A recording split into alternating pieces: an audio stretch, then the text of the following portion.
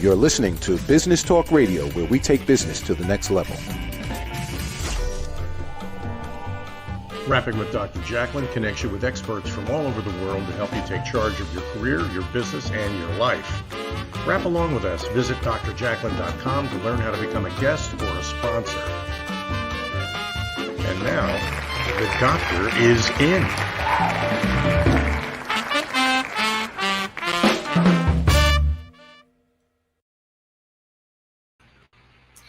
Hello and welcome to USA Global TV.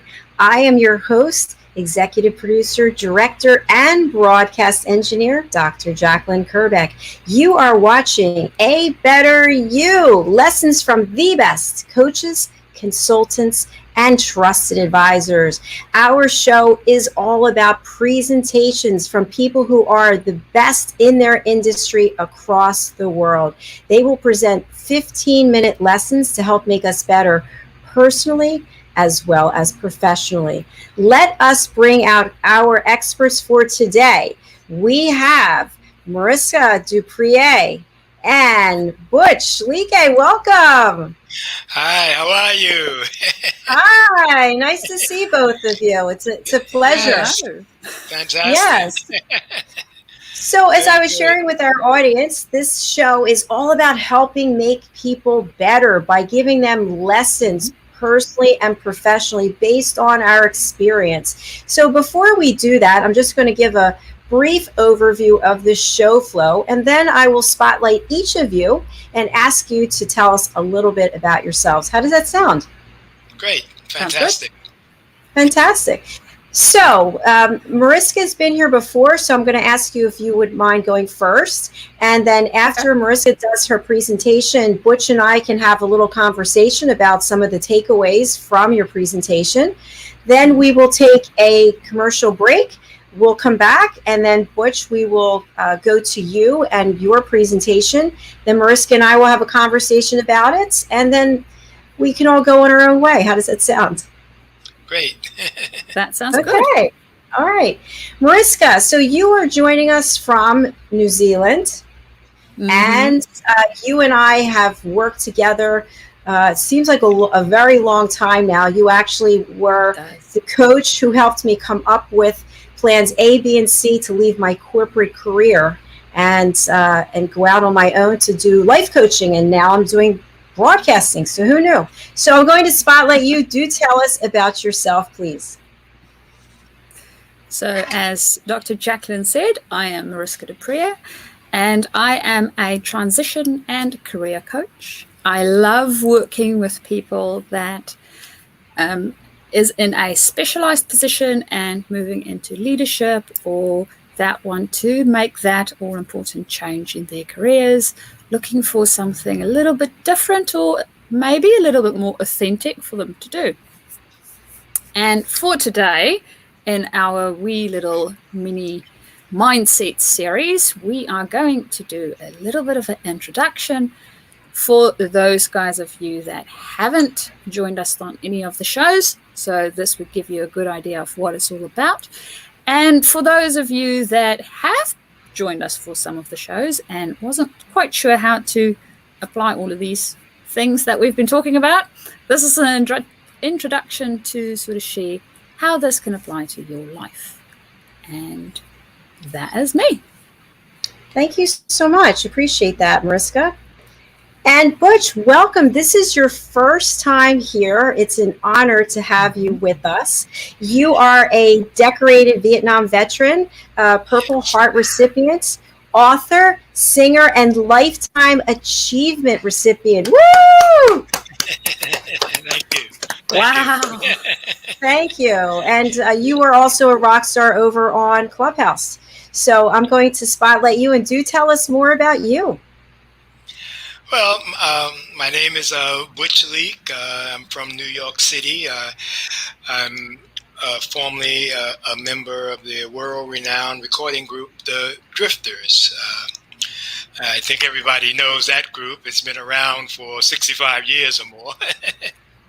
And yes, I'm a writer and basically, entrepreneur. And I write music, and I'm also a photographer. So I spend a lot of time, in the studio photographing, various people, for weddings and music industry, things of that nature. But yeah, I'm my whole life has been in music. I've been in music probably since the age of 9, and my mother was a dancer, and so I kind of followed after her. I started off as dancing, and that's basically it in my brief life story. Thank you, Butch. Appreciate that very much. A quick question for you before we start. So you've had a long, distinguished, and continuing career, and technology continues to change and evolve. And I'm just wondering, how has it impacted you and your entrepreneurship? Well, actually, technology is, something that I gravitate toward. Not unlike some of my peer groups and people that work with me in my little organization. Some of the singers and guys, it's taken them a long time to come to this this new thing. I mean, one of my members, he just got an email address about 2 years ago, so that's why he's behind. But technology for me is something that I really gravitate toward. I've always been that way, and I like to troubleshoot and try to learn things. And I'm very much into AI, artificial intelligence. So because I wear so many different hats, I had to learn this stuff so as I could basically automate my world, so that has been the lifesaver for me. I've spent a fortune in accessing all this, technology. Hopefully one day I'll make the money back. That's always the key, isn't it? It's always the key.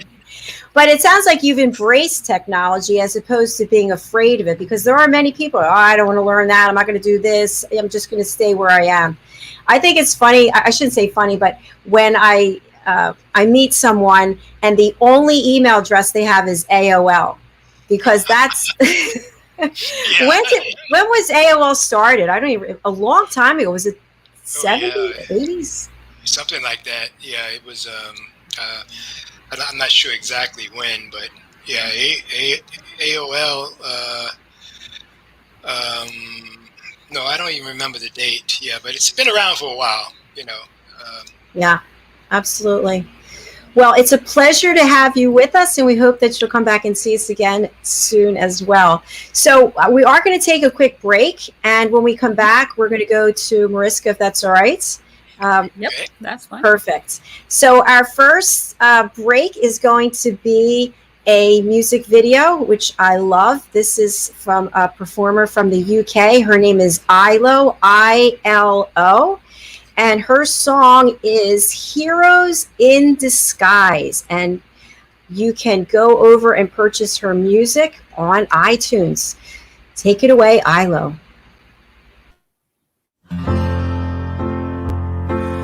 Picture this, a life where you can leave your pain, a life where you can start again somehow. Picture this, a vision that can change a prayer, happy heart that's always there in the now. So don't be afraid of fear. You know, as long as we're still here, we can be anything larger than life. Rise up from the ground. We can fall down over 10,000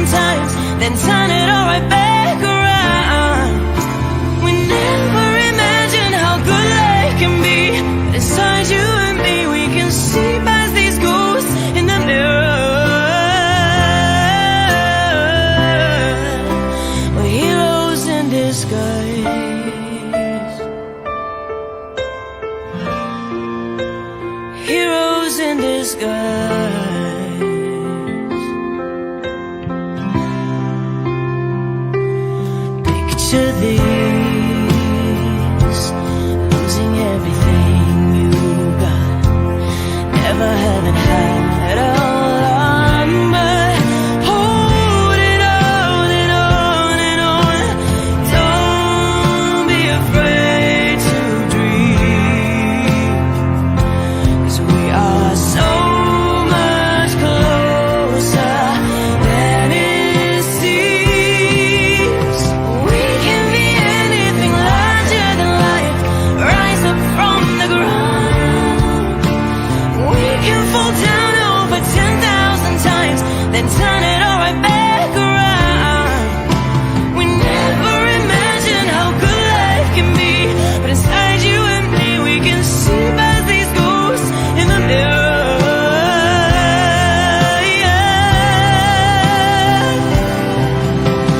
We can be anything larger than life, rise up from the ground. We can fall down over 10,000 times, then turn it all right back around. We never imagined how good life can be, but inside you and me, we can see past these ghosts in the mirror. Heroes in disguise.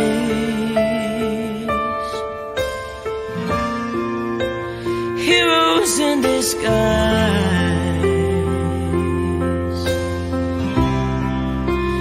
Heroes in disguise.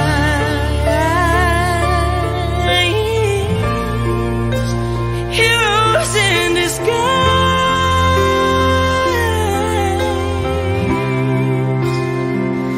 Oh.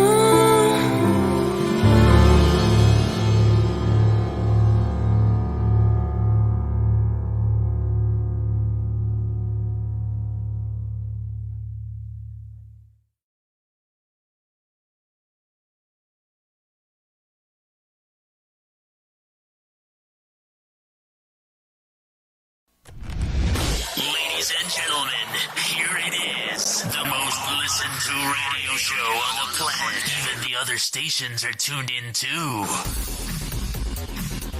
You're listening to Business Talk Radio, where we take business to the next level.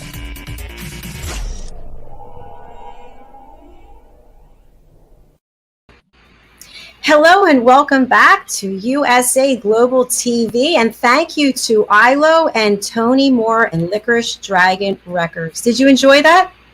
That was fantastic. That is a good song. I'm pretty sure it's doing well. It must be, it's a great song.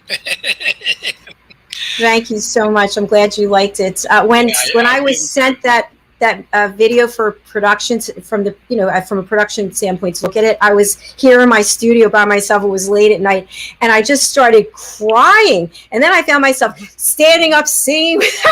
I was playing it over and over and over again because I actually songs. Yeah, it's fantastic. And that's for the NHS in UK, right? Yes. Yeah. Oh, okay. Exactly. Yeah. That's my Butcher's part-time home. Oh, it is? Yeah. Fantastic. There's so many things we could talk to you about, but you have to come back and be interviewed. Most definitely. All right. We're here with Mariska and Butch, and Mariska's going to do her presentation first, and Butch and I are going to go backstage and hang out and just be watching, and we'll look forward to rejoining you and giving you some of our takeaways from your presentation. Sound all right? All right, Butch, you're coming with me, all right? Okay. Jacalyn, you have it. There you go. Wonderful. Okay. So, we are introducing mindset today. I almost said this morning, because for me it is this morning, but it is not necessarily this morning for you.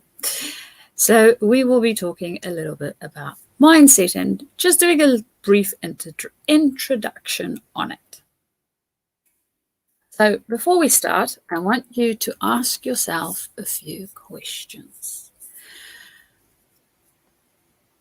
I where I want to be in life or in my career? And really think about this question and answer this honestly for yourself. Next one. Do I know how I sabotage myself? And what is the cost of staying where I am? So now that we have those few questions in mind, we will look at why is mindset important? Why should I understand my mindset? And how can I change my mindset? Because our initial questions, if we think about it, our mindset and the way that we think impact where we go and the decisions we make and what we decide to do or not to do. So mindset is a very, very integral part of our being and of our life, even though we don't always think about it. So, is mindset really important? Well, throughout the series, you will find that the answer is yes. The reason the answer is yes, that our mindset is really important, is because it impacts not only the way that we think about things, but it also impacts our bodies, right? It impacts our well-being, how resilient we are, and it impacts our development or the lack of development. So mindset is not only the physical, what happens in the brain, it is also the way that we construct ideas for ourselves, the way that we decide what to do or what not to do, and how to approach things. And the main takeaway that I am trying to put across throughout the series is that we can change it. No matter where you are in your mindset, no matter how it is that you are thinking, you can change it, right? So when you think about a test, for instance, an IQ test or a math test that you took in school, what the test does, or even some of these wee little quizzes that we fill in, right? To find out, I don't know, whether this is the perfect match or whatever quiz it is that you want to fill out. That quiz or that test that you fill out is indicating to you at this very, very moment that I am filling it out, this is the way that I'm thinking, and this is where I am at. It does not tell me where I will be in 5 days, 5 weeks, 5 months, or 5 years from now. It tells me where I am at this very moment. It also does not tell me where I was 5 days, 5 weeks, 5 months, or 5 years in my past, because I grew in the meantime. I changed. We don't always realize that we changed, but we changed. So that's the way that we can see a test as just one information point on a very, very long line of information points. And we can change that information point to become something that we want to become.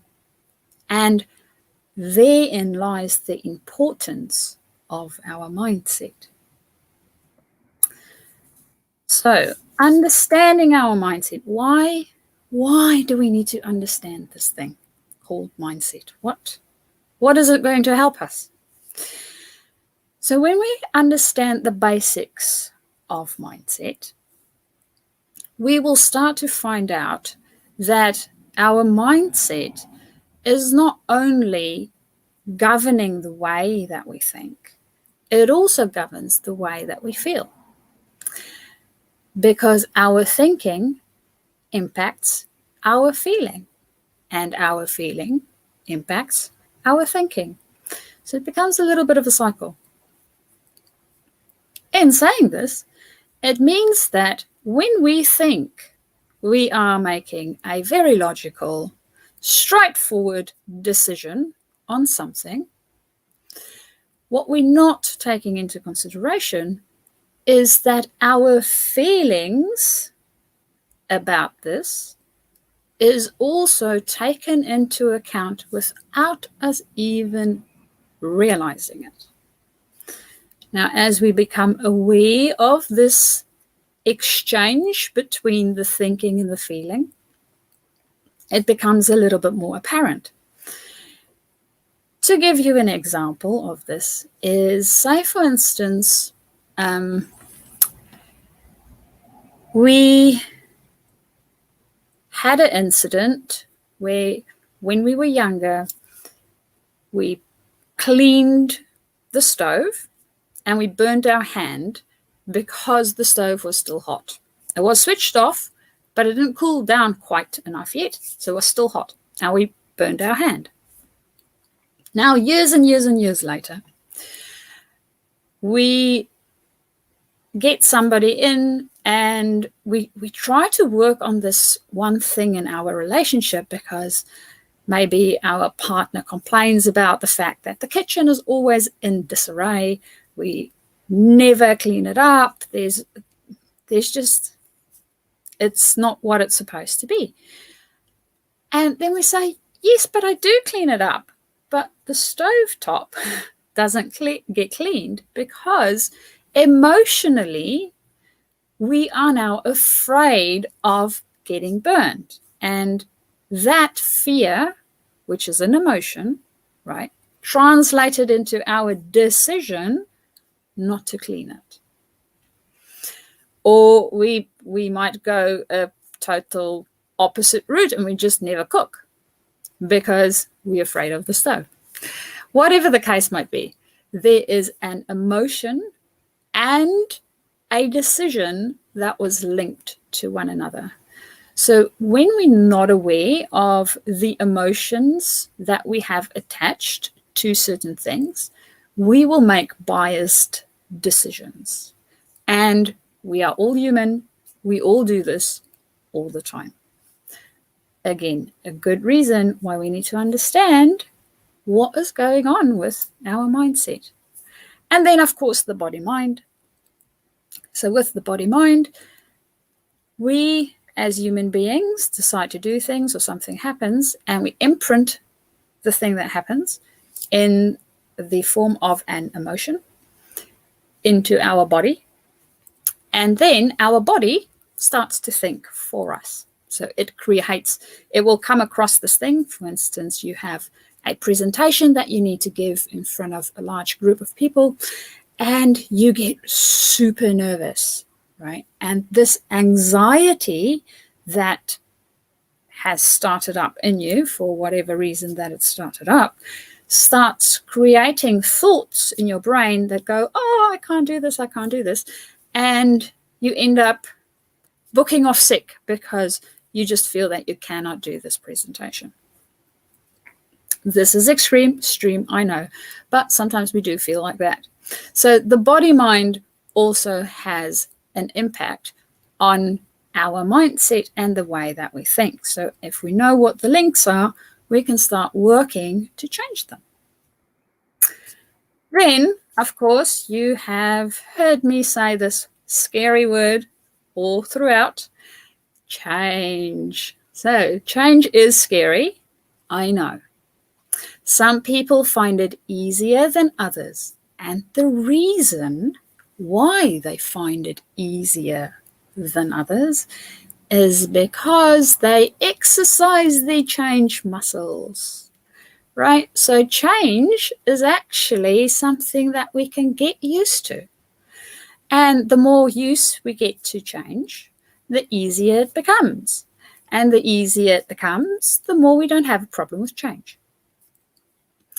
So for us to be able to change our mindset, we need to invest our attention in finding out how it is that we think, what it is that we think, what it is that it's doing in our bodies, and how all of this thinking and feeling connects to one another. We need to become conscious of our actions and not go about like a robot and just do something without really thinking why we are doing that thing. So yes, habits are really good because they help us to automate things. In saying this, we do realize that there's good habits and bad habits. And we also know that bad habits can be quite tricky to change. Actually, any habit is tricky to change, even if it's a good habit, because it's been ingrained. So being consistent with whatever habit we want to create means that we will change the habit that we have to the one that we want to have in consistency. So this comes to being aware of what we're doing, how we're doing it, and again, coming back to our mindset, which is an extremely valuable thing that we can learn about. And then once we know what it does, how it does what it does, we can start changing it in order for us to get back to our 3 questions that we had at the beginning, which was, am I where I want to be in my life or my career? If I change my mindset, I can become who I need to be to get to where I want to be. Do I know how I sabotage myself? Am I aware of this? Have I invested my attention in finding out? And what is the cost of me not changing? So I will leave you guys with those few questions.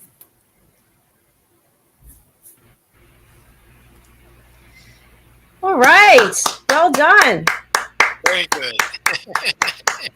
Very nice. Very nice. A few good. comments. I really love that analogy of the oven, because I can envision that you burn yourself, you burn your hands on the oven, and then you don't want to go back there and clean it. And so then that fear becomes indoctrinated inside of us, and it's not really rational, right? Because it was a one-time event, but it had a long-term impact. Yes. And that is, most of the time, that's what happens to us, right? And it's normally something so small and so silly, and we're just not aware of it. And yet, it governs our decision-making. And we try to pride ourselves on, oh, I'm a logical thinker. Absolutely. Butch, any comments from you when it comes to mindsets? You obviously have a very strong mindset. You've been through a lot in your life. What tips do you have to share when it comes to mindset? Well, matter of fact, I was just telling someone earlier today, we were discussing this, is, learning to give yourself permission.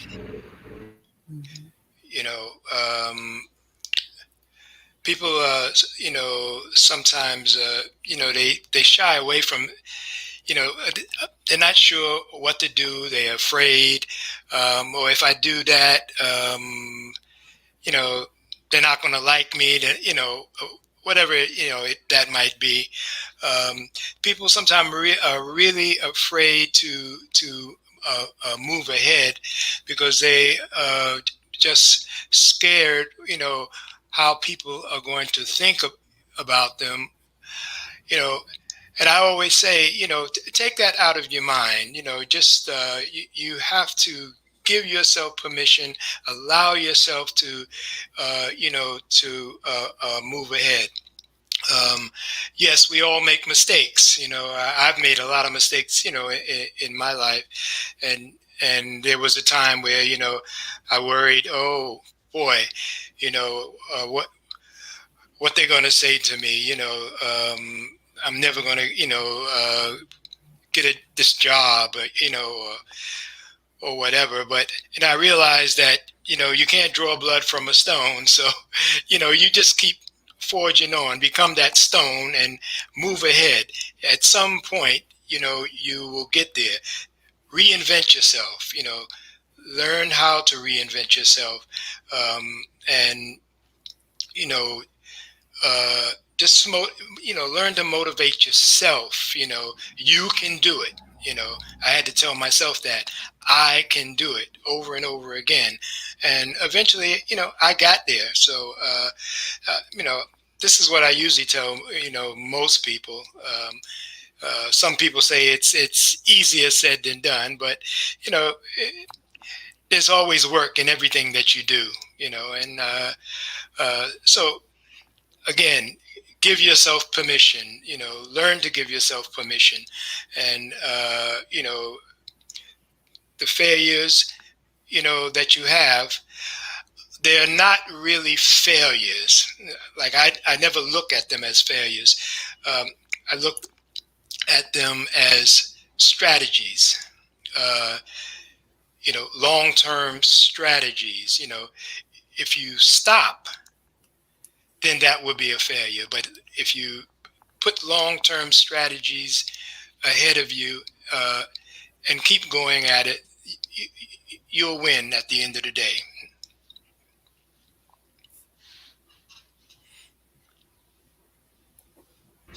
Brilliant. Thank you so much for that. Appreciate it. Mariska, anything you want to say back to Butch about that? I loved how you mentioned giving yourself permission. I think that is very valid. I also think that your view of having strategies, so it's sort of part of a system that you're working on, it's not a failure. I mean, it's an experiment. If our scientists in the science community said, oh, well, this is an experiment and now it failed, now we're going to stop, we would never have gotten anywhere Exactly. in the world. So it's an experiment. Try it out. See if it works. If it doesn't work, that's fine.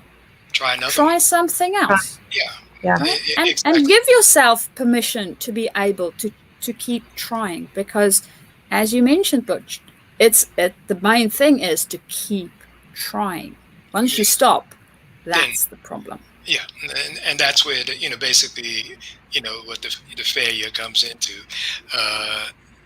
You just have to keep moving ahead. Like I said, I look at my my game plan always is to have long-term strategies, and I already assume that I'm going to run into a stone wall somewhere. Someone's going to say no. And it's like here in the music industry, you already know that that's what you're going to do. I used to do loads and loads of what you call auditions, every day, up and down Broadway, in and out offices and this and that. And it's almost designed for them to say no, so I basically, I looked at the long term. I said, I'll, keep going at this, I'm going to knock down some doors, I'm going to have to stand on my head or do something, but I'm going to get them to notice me. But that's, that's the way forward, and, I always say to people also, especially younger artists and people that are trying to come in this industry that I'm in, learn as much as you can. Mm-hmm. Okay. When you go into things like auditions, you never know what the part is going to bring you. You might have a desire to be a singer, but learn how to dance, learn how to fence. And I'm only saying that because these are things that I did. I got into martial arts. I did all kinds of things so that when the part came along, I was ready for it. Roller skating was another one. Interesting story on that. Remember the musical Starlight Express, which was produced and directed by Trevor Nunn from England, and it required you to skate. When I got there, there was nobody in there that could skate. And Trevor looked at me and said, "Butch, what are you doing here? This is all about skating." And I told him, I says, "Well, everybody in here, they can't skate. I can skate." When I auditioned for him, he fell through the floor. He couldn't believe it, that I could skate the way I did. And I still didn't get the part, but the only reason was that because I was young at the time, and it required me to be much older, and they couldn't really make me up, for the role. But it just shows that you need, to know a lot of different things. So, but you're going to run into, like I said, you're going to run into no's, you're going to run into rejections, and, just reinvent yourself and keep on going. Well said. Thank you. I want to let our audience know we're doing something a little differently today. So Mariska gave her presentation, and we're chatting about it. But now Mariska and I are actually going to interview Butch, which I think is kind of cool. So I want to continue on about mindsets. First of all, Butch, thank you for your service in the military. Really appreciate that. And thinking about what you went through. Okay, I have no idea what you went through, but I have to envision that your mindset had to be one of moving forward, but complete focus and positivity. Yet you're not in control of the situation, right? How could you be? Mm-hmm. So how do you continue on not knowing what to expect, not knowing what's around the next corner, and having to stay positive and determined and strong? Well, that's not a very easy question to answer. Good. That means I'm doing my job. Yes. Yeah. I mean, certain things are just built into me. I've been always basically stone-headed, so to speak. You can't tell me no. I just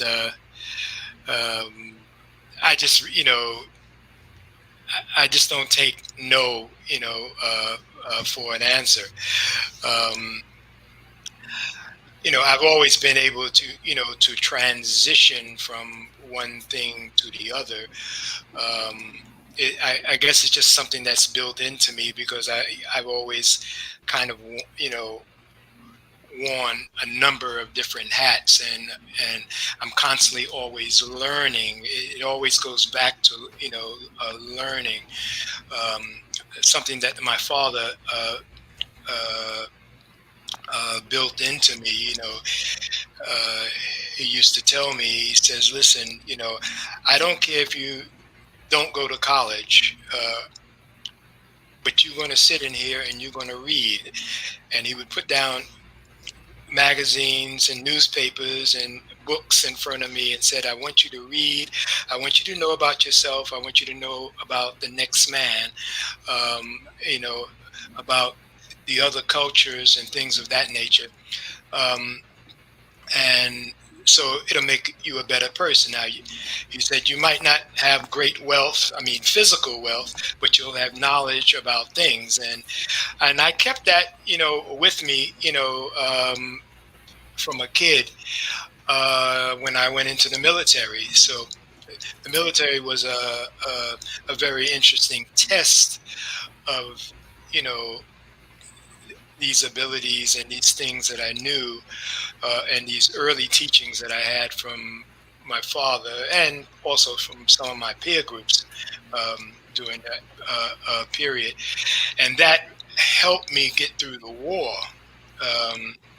And of course, I was wounded, and I was hit twice, and I got, I got through it, and unfortunately, a lot of my mates didn't make it. But I had that fortitude, and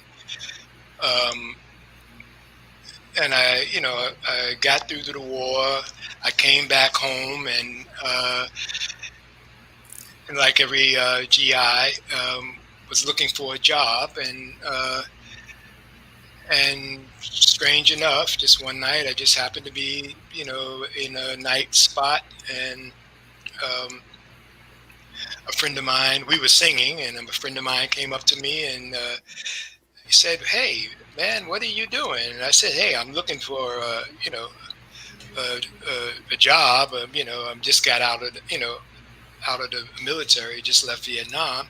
He said, "Well, would you be interested in singing?" I said, "Singing? Singing what? And singing with who?" He said, "The Drifters." I said, "The Drifters." And the rest was history. 2 weeks later, I found myself up in Boston, New York, auditioning on the stage, doing a show, and I was accepted into the group. So that was, one major transition for me, and never thought. Can I ask you a question? Sure. Yeah. So I just want to stop right there, because that's a huge moment, right? That's a life-changing moment. Oh, yeah. What I wanted to ask you, what was going through your mind? Exhilaration, some fear, trepidation? Can you talk to us a little bit about that? Well, there's something that I always wanted to do. I've always wanted to do. But of course, I had the fear that I was going to fail, at that time. I said, "Oh, I got this shot." I was nervous, and all those things. I had all the butterflies, and, I kind of did everything wrong, because you sort of, I was singing all over the place. The guys were looking at me like, what is this guy doing?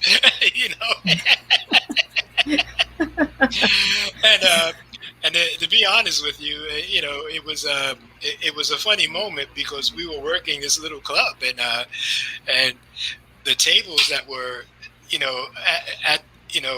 were right up to the stage. You see, so I had this little dance number that I had to do at the end of the show. You see, and so I go through my little thing, and so I jump in the air and I do this split, and I land, and part of me lands on the table in front of the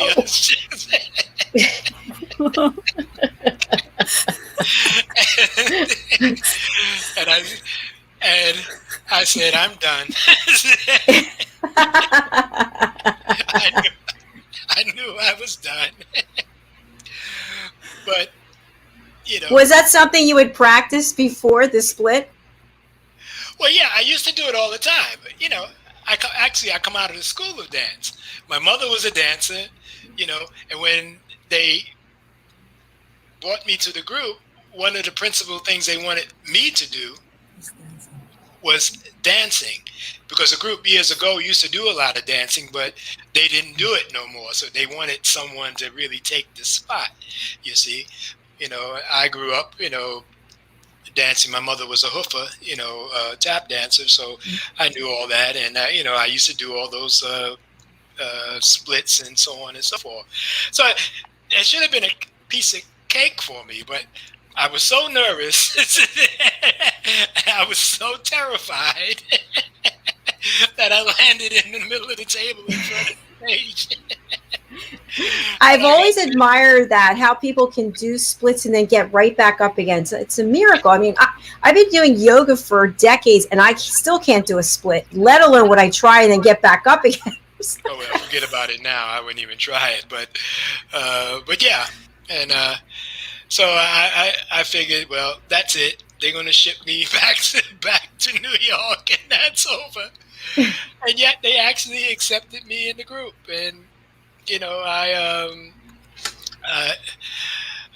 was really, really excited about that, and I said, great, you know, and after the show, everybody was going out to party, and so I said, where are we going? And Johnny, who was the lead singer at the time, Johnny said, well, where are you going?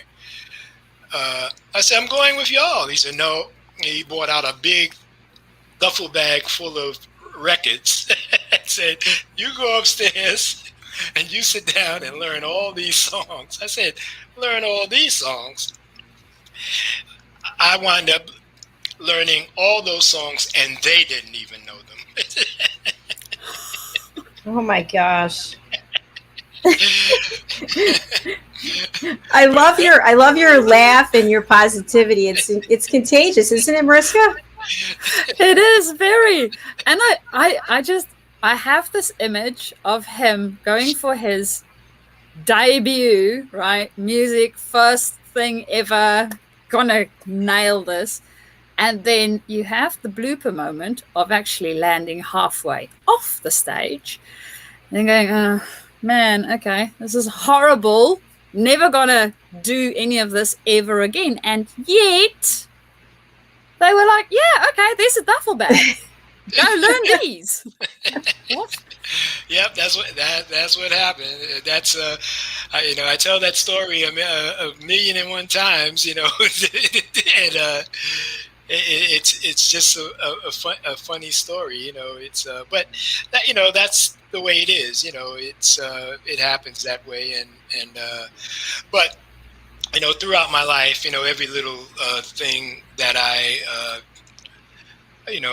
try to do, you know, it's always challenging, but you know, I always tell myself I can do this, you know. You know, no, or I can't do it. It's not in my vocabulary. You know, I just, you know, I just forge ahead. If I don't get it at that moment, I'll get it the next time around. You know, so, you know, I've always been that way. You know, and you know, my mom was that way, and I watched her struggle. You know, she struggled in this business, and it's, you know, it has its ups and downs. It can be good to you, and it can be, you know, bad to you. But you know, it's just something that you have to persevere. And but one thing I've learned, you know, is that I'm not one to burn bridges. Mm-hmm. You see, so a lot of people, they do burn bridges, and you know, the entertainment industry, and which is very vast and different things, you know, but it's also very small. And what you do in it, what you say in it, people hear, and they you know, they and they remember. And so you never know down the line when somebody will pop up and stick their hand out and say, hey, guy, this is your time. We want you to do this, and that's the way it is. You know, you get these breaks that way, and I've seen it happen that way many times. People watch you. People, you know, look at you in the industry, and they study what you do, and it is really that small in that sense of the word, and I find, you know, that to be true, and so I have been able to excel in different things because people were there. It's, you know, and said, we watch you work hard at this, and we're going to give you the shot. You don't have to be the best at it, but your punctuality is, was one of my key gifts, that I've, always have, because I'm a person that's always on time. You can always rely on me. I pride myself on that, and I tell anybody who comes into business, these are little attributes that you should carry with you, because people they watch those things, and so I find that's a good thing to learn, and to keep close to you, and just not to burn bridges, but be punctual, be kind, be thorough in what you do, and you don't have to be the best at what you do, but just be straightforward, and you do your best, but just be there when it's time to be there, and that will go a long way. Very good advice. Thank you for sharing that. A question I have for you as a creative person in so many ways, we are coming through the pandemic, depending where you are in the world, and a lot of creatives have been really impacted because they've not been able to find work. The work is dried up. There's no stages. And yet we have this Clubhouse app that is bringing people together from all over the world and forming collaborations. And so I would love to hear your viewpoint on how the music industry, film, television, all of it really, how is it going to be changed now that we have something like Clubhouse, where there are musical concerts taking place, there are collaborations? How do you see that impacting the industry? Well, I'm still experimenting with Clubhouse, but what I've experienced so far, it's been very, very, very, very good. And mind you, I'm here because of Clubhouse. Yes, So, exactly. And so I've been able to network with a lot of interesting people thus far, both here in the United States and abroad, and I think in the long run, Clubhouse is going to be beneficial when they get a lot of their kinks and little kinks and things out of it, because some of the rooms that you go to, I can take with a grain of salt. I'll be honest, but there are some good rooms in there. There are very good social settings where whether it's music orientated, film orientated, or whatever, and I've learned a lot of a lot of things I've picked up, and I made some real serious contacts, which I'm yet to exploit down the line. The industry overall, I think with social media and things that are happening online, I think it's going to have some sort of effect, and we're just at the beginning stages of it, and I've yet to see how we'll be able to make, like, for instance, being an entertainer, performing online. I mean, we've tried it, and it was interesting, but I've yet to see how to really make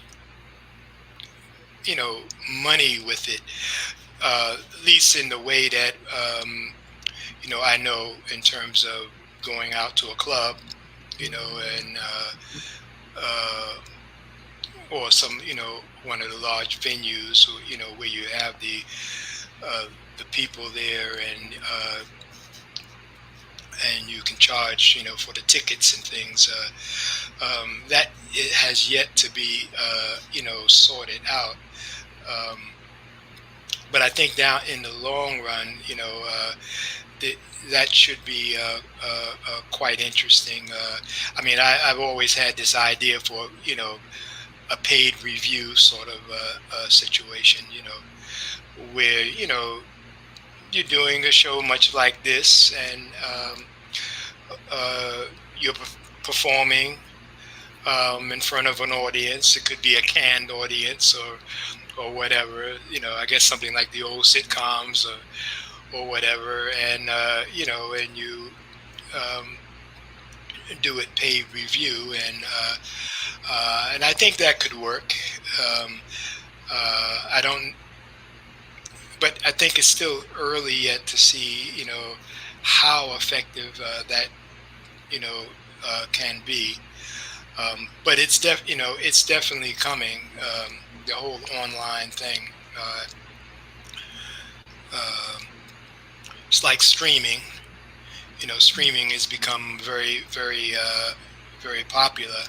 You know, and I mean, I'm even experimenting with, you know, streaming sites. You know, whereas I can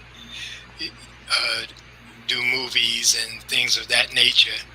You know, and create product and distribute, you know, current product that's out there. So I've been looking at that, you know, because there's a lot of things that's come up, and of course I build websites, I do all that stuff myself, so I know the mechanism and how to, you know, actually put some of that together.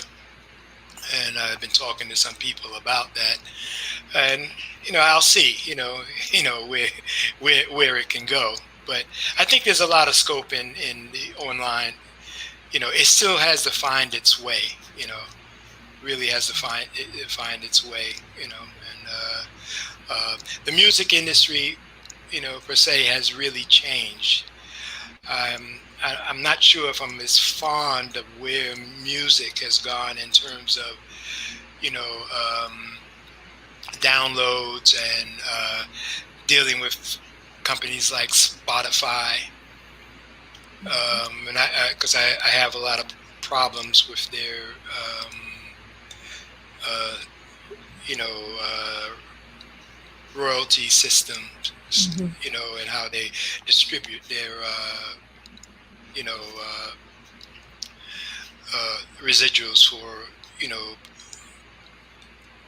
records that are being played, so on and so forth. You know, it's not like yesteryear. I mean, yesteryear is past. The days of the big advances that you got from the major companies, you know, those days is over with. You know, it's not about that no more. It's all about touring. Touring is the big thing. Merchandising is the big thing now.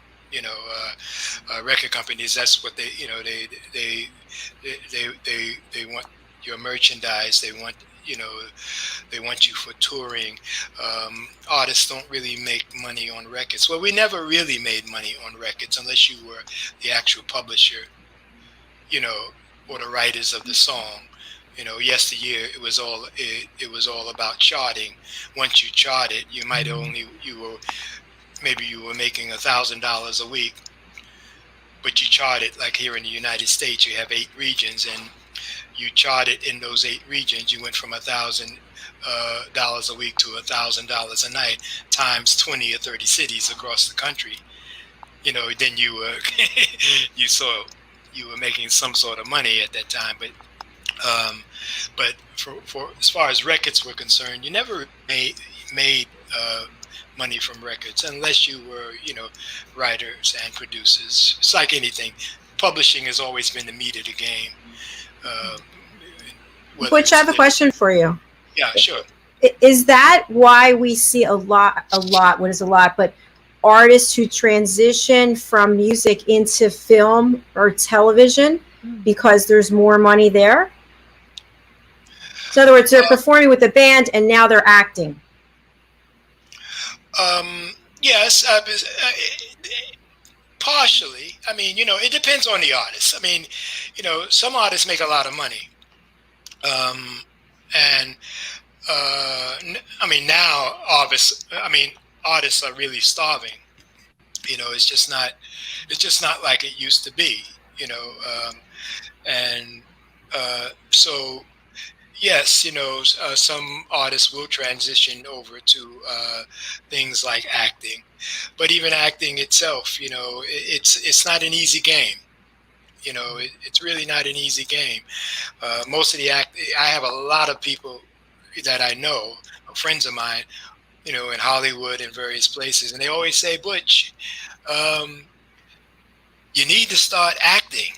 You need to come do these TV movies. You need to do this. And yes, all and fine. But a lot of the same people are struggling to pay the notes on their houses, you see. And, but see, music I know very well. And, I know how to make money in the music business, because that's something I grew up in.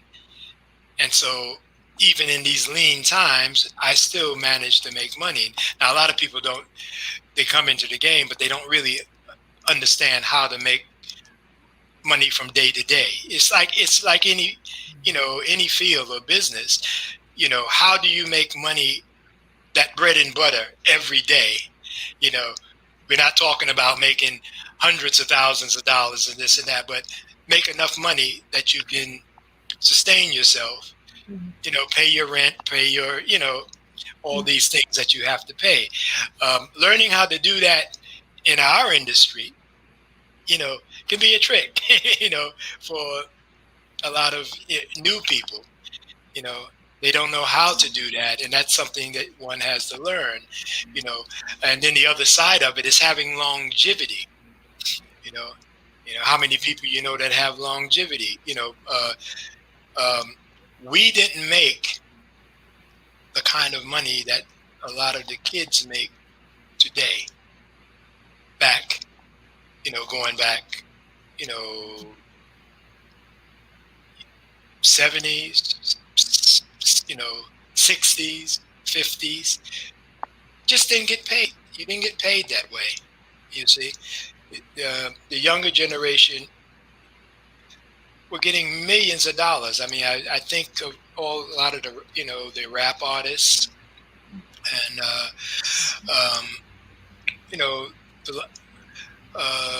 a lot of the artists that came up through the 70s and this and that, they were getting crazy money from the record companies. But of course, they didn't know a lot about the industry, and most of them, they lost it, simply because, the old saying, they were living high on the hog, as the expression we use, and didn't realize that it wasn't going to last because they didn't understand anything about investments and, of course, stocks and things, things of this nature or whatever. And they lost everything. But at the same time, they were like flash in the night, because they didn't have the longevity in what they were doing. And so that's another thing I always point out. You have to look at, if you're going to be in the game, you got to be consistent. You see, you got to constantly come up with stuff. I mean, I do a lot of stuff online. I sit in the bed every night with the computer. My bed is just, it's amazing because I got computers, I got books, I got all kinds of things. I'm writing, and I'm constantly creating content from 1 hour to the next. So, I just write, I create videos, I'm podcasts, I'm coming up with ideas, I'm constantly, because I know it's about content, and content is king, you see. So it's about consistency, in what you do. If you're a songwriter, or whatever. It's about consistency. You have to be consistent, or you're going to basically die out in this industry, and that's really what it's about. And unfortunately, a lot of the younger generation that I saw, they that happened, and they wondered what happened, and they didn't realize that there's a lot more to this industry that to maintain in it. You have to come up with some sort of consistency of what you do. Forget about I made this money, I got this, no, forget that. Just work at your craft, come up with ideas. You've got to constantly put it out there and make it happen. And that's the only way forward in this game. Which this is really fascinating. We are at the end of our show, but I have another question for you. Then I'd love for you to come back. So you mentioned that there's been a dramatic change in the music industry from then until today. So let's say today someone is writing music and they can sing and they've got some equipment. Maybe they play the drums and they can sing at the same time. What is the process that they do to get discovered, or how do they get, I don't even know how it works. Do you get a record label to promote your music and you get a check from them, or you just get a check from iTunes? How does the whole thing work? Well, basically today, it's about having a fan base. Even Fortune 500 companies have just come into realizing marketing the way we used to understand it is really null and void. It is all about that new word, fan base. It sounds strange, but that's what it is. That's what this whole social marketing thing is. The first thing when I come in to try to do a deal or try to get something done, the first thing they ask me, how many fans do you have?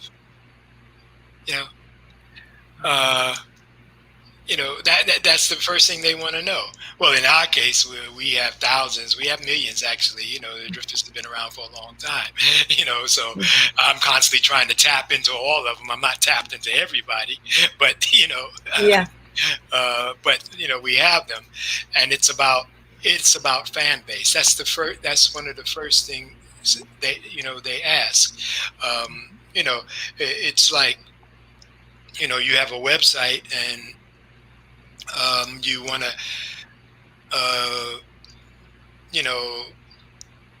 advertising. Mm-hmm. You see, any major company, if you have 1 million or more people that are actually patronizing your site, you can get the ear of Coca-Cola or some other company, because that's 1 million or more people. You think of somebody like Lady Gaga, who has just endless fans and this and that. They will endorse that. That's what they'll do. So it is about basically a fan base. That's what they look at now almost immediately. The industry goes through the same process as it used to, except there is no longer any more soliciting. It used to be where you could go take your record and send your records in, to the A&R guys. You post them in, or run up there, to them. But no longer it's like that. In New York here, you probably got a handful of attorneys who have their hands on the pulse in the industry, and it has to go through one of these guys at some point, to get to who you want to get to in XYZ company. So you have to go through these little hurdles sometime, unless it's something that you when you have your music out there, and it suddenly just takes off, and then suddenly they see it, just playing all over the place, and and they see this fan base. Now, what record companies do, because a lot of people have gone independent now. They don't deal with a lot of the major companies anymore. They rather go independent, because I know guys that were selling records out of their bedrooms and selling 3, 4, 5 million units easily, just out of their bedrooms, you see. And a major company will come along, and when they see that, they'll knock on your door because they see you tapping into their marketplace. You see, if you can sell that many records just out of a little hole in the wall, they're going to say, come over here and see us. Try to offer you, a P&D deal, or pressing and distribution or whatever, because they don't want you out there competing, you see. And so that's the way, and it's been that way, for a long time now, but a lot of smaller entities, that's what they do. They try to bypass the big companies because they make more money. Just they have a large fan base, millions of followers. They can set up their shows at a stadium or whatever venue that holds 3, 4, 5,000 people or whatever, sell their merchandise and make more money than what they would do with the with the record companies, because the record companies don't give you the kind of advances and things that they used to. It's all changed. It's really all changed. So like I said, I'm not sure I like it the way it is, but that's the industry now. Yes. And I didn't know any of that. Did you, Mariska? No idea. I did know that the fan base, I suspected it might have an impact. And as he explained, if you already have 1 million people following you, right? And you're having all that sales from a hole in the wall. I mean, I can see that you want to be keep doing that instead of having to share your profits with a record label. It doesn't make sense. Yeah, well, that's basically it. I mean, I do most things independently now myself. Straight across the board, because I find that there's more in it for me doing it that way.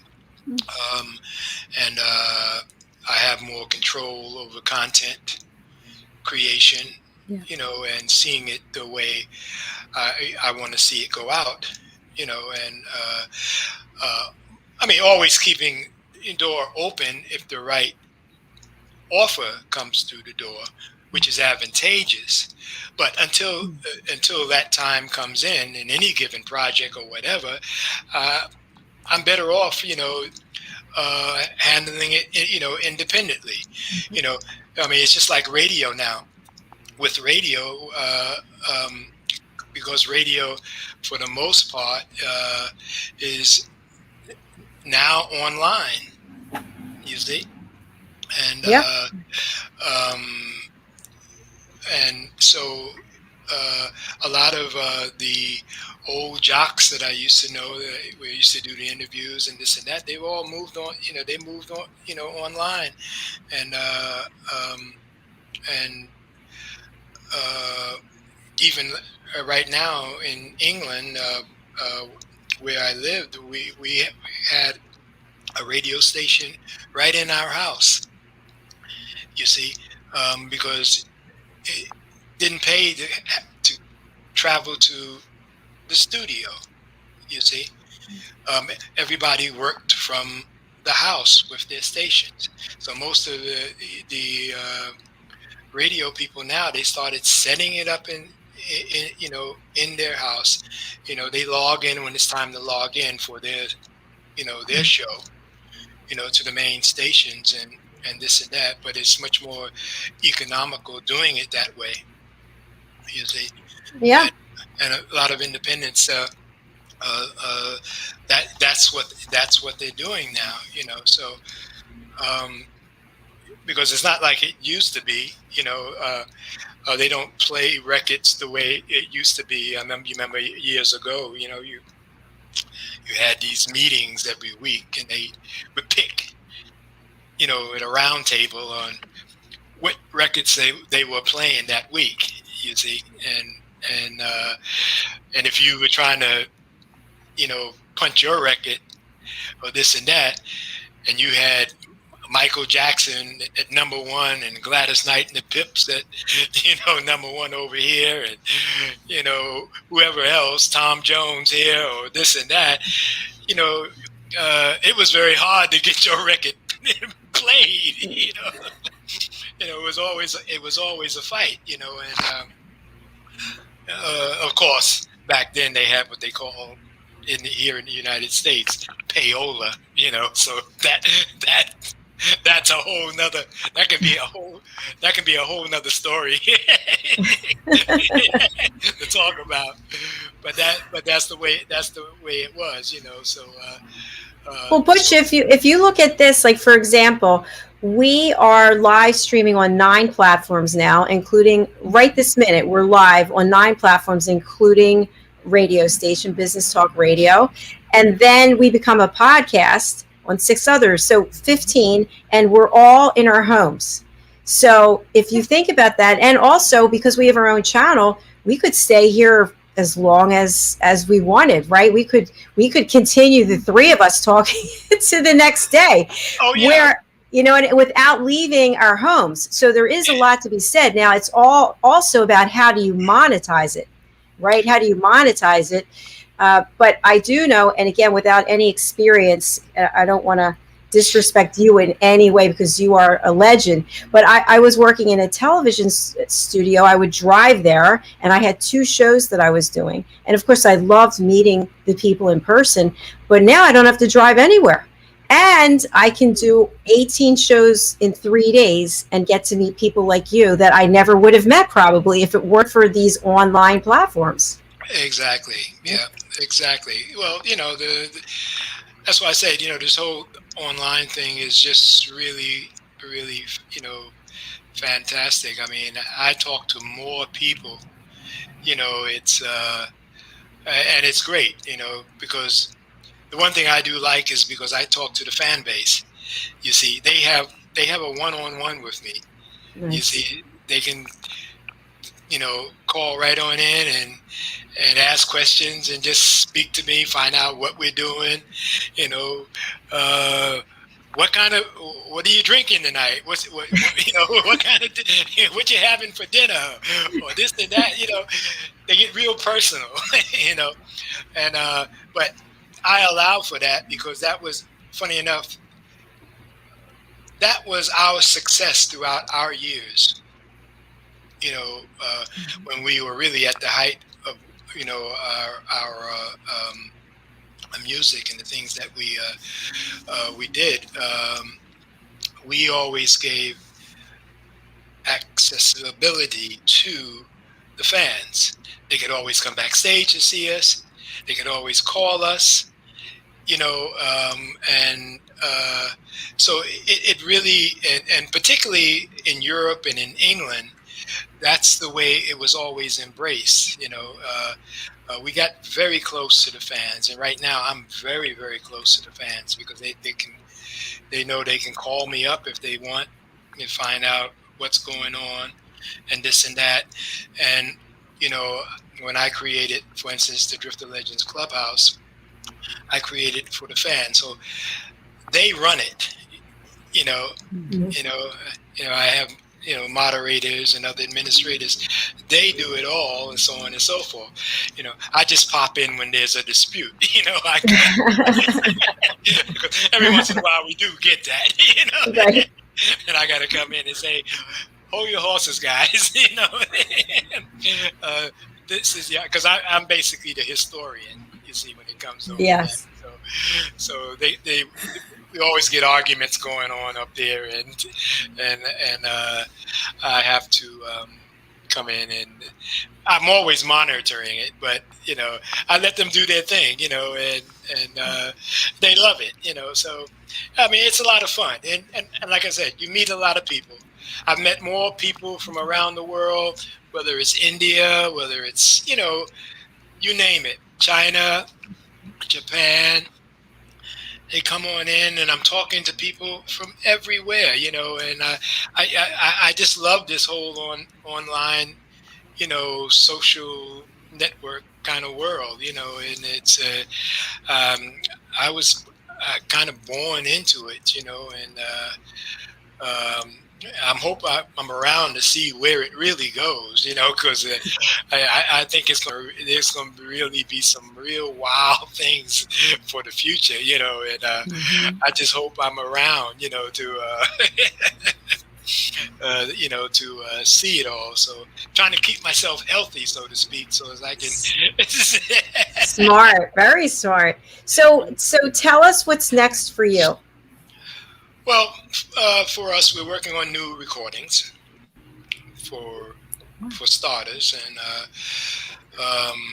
we haven't had anything out in a long time. So, of course, we're not the drifters as we used to be. We're drifter legends, and we work under the Clubhouse. But there's right now there's really only 6 Golden Age members that are still alive today. And 2 of those members, one has just retired, another one is very ill, so he just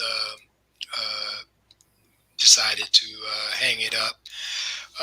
And there's 4 of us left who are with me, and we're so we're looking at to do new music. I'm looking at some ideas for doing possibly some sort of film, project, whether it's a TV movie or major film kind of thing, because nothing has really ever been did on us, as far as the drifters is concerned. So I would like to see that. So I'm kind of working on that. I'm working on, script ideas. I'm talking to other script, writers, and trying to come up with, some good ideas for that. And hopefully in 2022, when we get beyond this pandemic, we will be able to perform like we used to, so I'm holding, crossing my fingers for that. The way this pandemic is going, I'm not sure where we're going to be at, and yeah. Yep. So we're cheering you on. We're excited for you. Yes. Yeah. Yes. So it would be a great thing.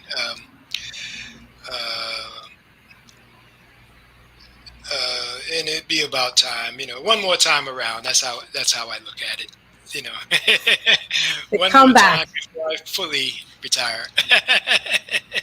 And I see that you are going to be over on Clubhouse tonight, The Power of the Comeback at 11 p.m. Oh yeah, at the Onyx. No, Yeah.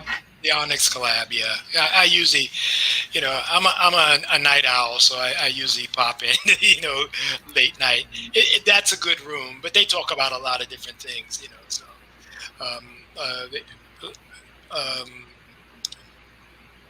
the subjects that we've been talking about, that Mariska was talking about, they'll be talking about stuff like that in there. That's the kind of stuff they do, different things, and then we have open floor where it goes wild and everybody brings in, and sometimes I'm in there till 9 o'clock in the morning. Can you believe that? What? Yeah, unbelievable. The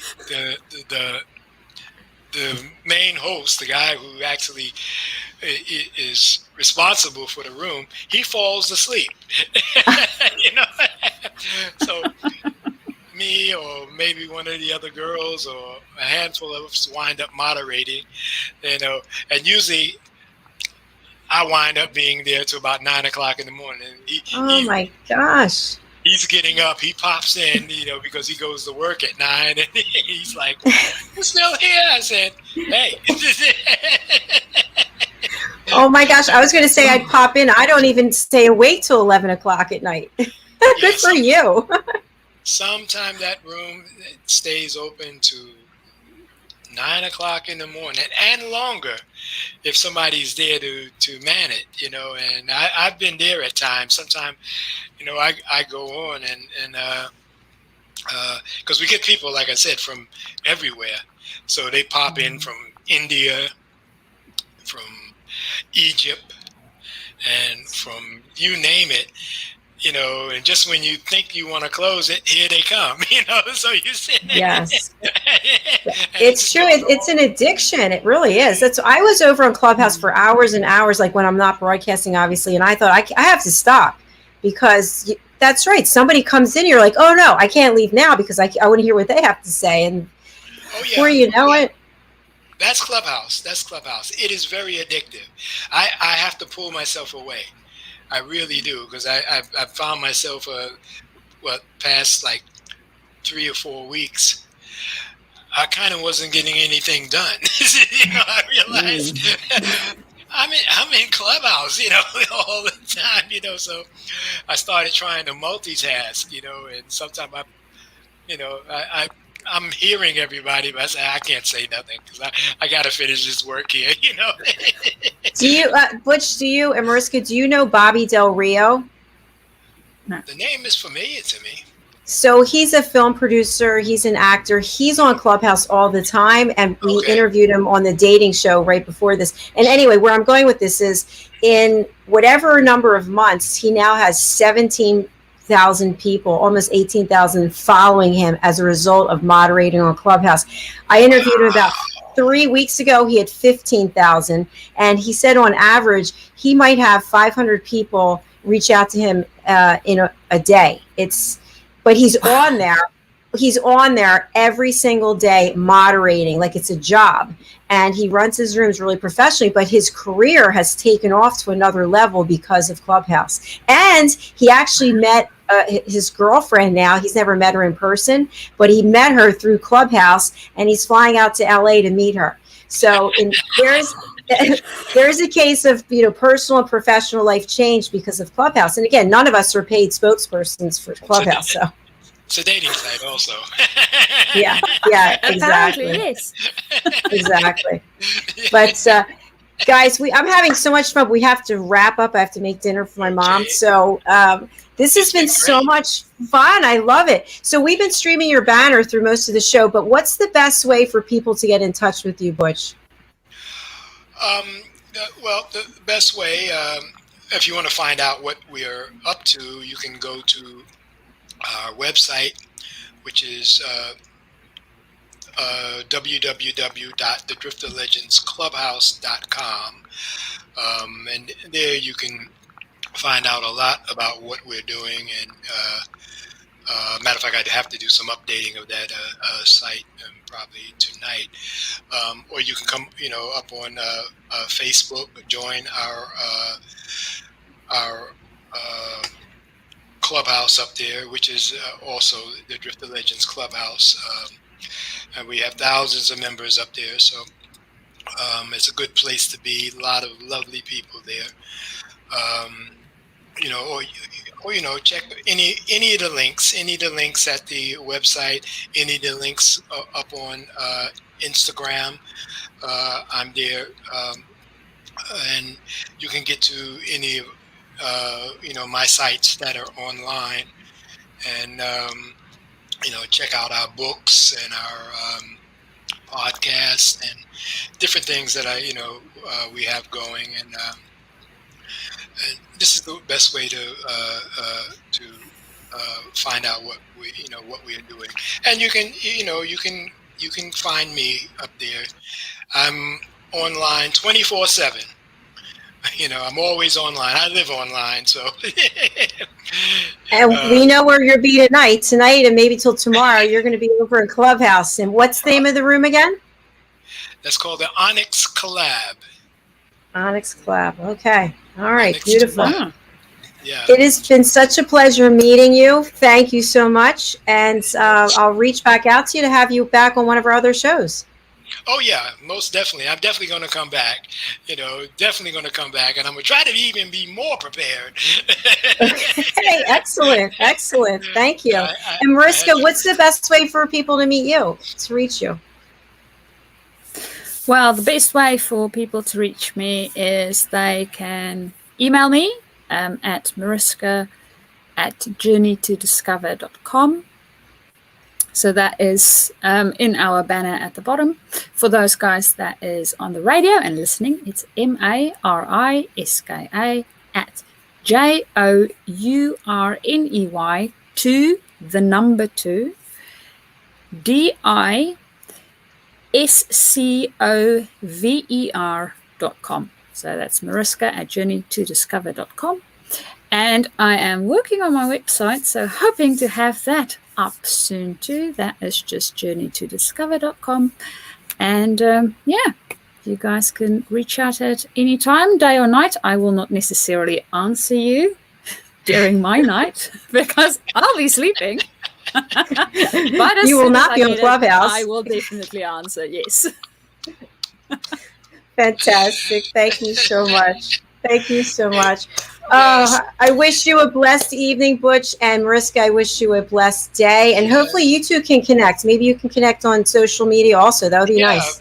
Please do. Yes, that would be nice. I would love to hear from you, Mariska. And, we can, you're on Facebook, right? Yes, I'll actually set something up for I'll go on Messenger and connect you two. Okay, great. Fantastic. That Fantastic. It was lovely talking to both of you ladies. I'm thrilled, and I'm glad I discovered this platform here, and I think you really got something going on here, Jacalyn. So thank you. Thank you. I appreciate it. Thank you. And I will definitely put the word out and Thank you. Appreciate it. Yeah, we've got 18 shows a week, so we've got all kinds of different topics. So I'll reach back out to you to come on this show as well as others that we have. We'd love to have you back.